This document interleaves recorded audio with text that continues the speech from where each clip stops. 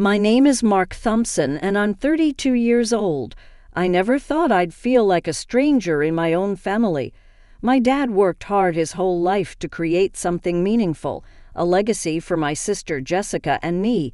He was my hero, a man who valued family and taught us about trust and honesty.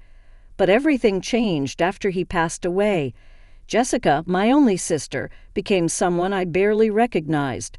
Growing up, we were close, always there for each other. I thought that bond would never break, but on the day of Dad's funeral, I saw a different side of her, cold and distant, nothing like the sister I knew. A week later, Jessica asked me to meet with Dad's lawyer to discuss the inheritance. I showed up expecting a simple talk about dividing what Dad had left behind. I didn't want much, just enough to remember him by and start fresh.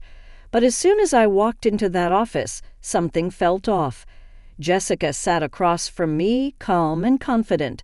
I didn't know what she was planning. The lawyer placed a thick stack of papers in front of me. "Mark," he said, "Jessica now has complete control over your father's estate." He explained that Dad had signed everything over to her, leaving me with nothing. It felt like a punch in the gut. "That can't be right," I said, looking from the lawyer to Jessica, hoping she'd explain. Jessica barely looked at me. "It's all legal, Mark. Dad made his decision. You have a week to pack up and move out of the house. After that, it's mine." I couldn't believe it. The family home, the one Dad worked his whole life for, was now hers alone. I had nothing. Stunned, I watched her leave without a word, leaving me to deal with the reality of her betrayal. I was left with no family, no home, and nowhere to go. That night, I packed up my things, feeling a mix of anger and disbelief. How could Jessica do this? The sister I once protected had turned into a stranger driven by greed. I closed the door behind me, knowing I'd never see that house again, and walked into an uncertain future. But I promised myself one thing. I wouldn't let her betrayal define me. I'd find a way to rebuild my life, no matter what. Starting over was harder than I thought. With only a few dollars, I rented a small, run-down apartment on the edge of town. I worked any job I could find, from waiting tables to stocking shelves, just to survive. Each night, I fell into bed exhausted, my body aching, my mind replaying the betrayal again and again. Losing both my father's legacy and the sister I trusted was a wound that wouldn't heal. But something in me refused to give up. I wanted to prove to myself and to Jessica that I was stronger than she thought. I kept working, saving every cent, and after months of hard work, things started to change.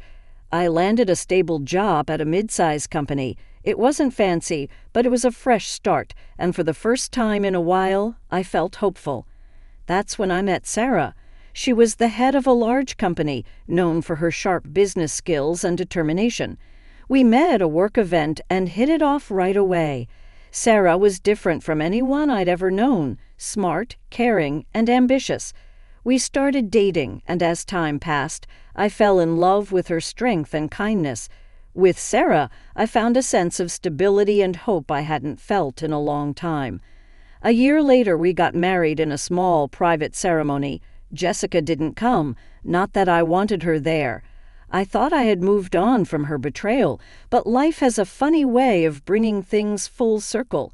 Shortly after our wedding, Sarah offered me a high-level position in her company, one with responsibility, influence, and a great salary. I was thrilled not only to work alongside my wife, but also to prove to myself that I could succeed on my own terms. One day, while I was going through employee files at the company, I saw a name that stopped me in my tracks: Jessica Thompson. My sister, the same person who had taken everything from me, was working at Sarah's company. She had been there for years, working as a middle manager. I couldn't believe it. After all she had done, she was right there, under the same roof, not knowing I now had authority over her. At first, I didn't know what to do. Part of me wanted to confront her, to demand answers, and maybe even an apology, but another part saw this as a chance to finally make things right, not by talking, but by taking action. So I kept quiet about our connection and just watched her from a distance. I saw how she cut corners and manipulated situations to get ahead, just like she had done to get Dad's inheritance. Months passed, and I quietly gathered information on Jessica's work performance. It didn't take long to see that her ambition led her to make bad choices.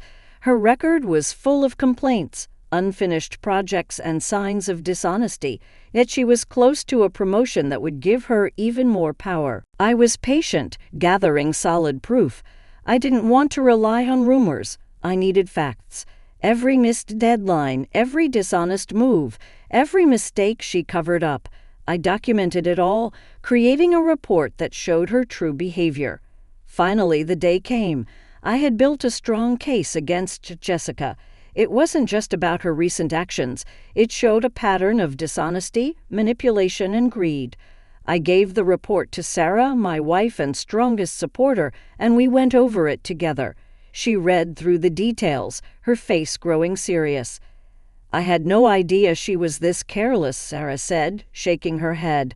"We can't let this go unnoticed." With her support, we brought the report to the board. Jessica was called into a meeting, not knowing I was behind it all. She walked in confidently, still the same self-assured person who had taken everything from me years ago, but her face changed as the board laid out her actions. Unfinished projects, poor choices that cost the company money. Jessica tried to defend herself, explaining each accusation, but the evidence was too strong, too clear. For the first time, I saw fear in her eyes. The cold, calculating look she had worn when she betrayed me was gone, replaced by panic as she realized her career was falling apart. I stood quietly in the corner, watching her world crumble. I didn't do it out of hatred. I just wanted justice, something she had denied me when she took everything our dad left behind. Finally, the meeting ended. The board informed Jessica that she was fired. She had lost her job, her reputation, and the influence she had worked so hard to build. As she left the room, she looked at me, and our eyes met. She stopped, her face a mix of anger and confusion. Did you do this, Mark?" she whispered, her voice shaky. I looked back, calm and steady. "I didn't do anything, Jessica. You did this to yourself. I just made sure people saw the truth." She stood there, shocked, as I turned and walked away, feeling a sense of closure I had waited so long for. I didn't look back, and I didn't need to. Jessica was left to face the results of her own actions, just like I had to face mine years ago. In the days that followed, life went on. Jessica's exit caused barely a ripple in the company. Sarah and I kept building our lives together, and for the first time I felt free from the weight of my past. Jessica's betrayal no longer haunted me. It was just a chapter I had finally closed. I had found my own path, my own success, and most importantly, a family built on trust and love. As for Jessica, I don't know where she ended up. Maybe she learned from her mistakes, or maybe she kept going down the same path. But whatever happened to her, I knew that my life was no longer tied to hers. I had taken back control, found happiness, and finally left the pain of betrayal behind.